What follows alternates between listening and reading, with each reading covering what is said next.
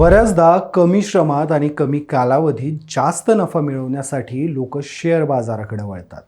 मात्र शेअर बाजार हा पर्याय कायमच आतबट्ट्याचा खेळ ठरत आला. इथलं नुकसान हे तुमच्यासहित तुमचं कुटुंब देखील उद्ध्वस्त करू शकतं.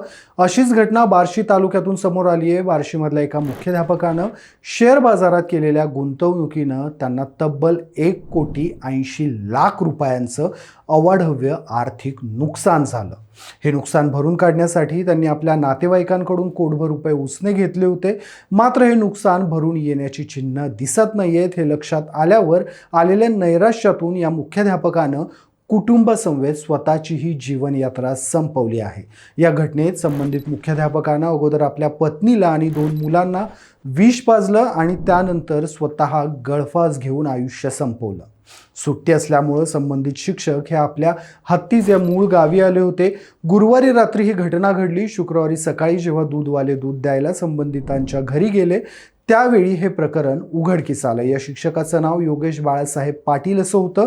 त्यांच्या पत्नीचं नाव माधुरी योगेश पाटील, मुलांची नावं अथर्व योगेश पाटील आणि शिवांग योगेश पाटील अशी होती. योगेश पाटील हे नंदुरबार जिल्ह्यातल्या तळोदा तालुक्यातील चौगाव बुद्रुक येथील प्राथमिक शाळेत मुख्याध्यापक म्हणून कार्यरत होते.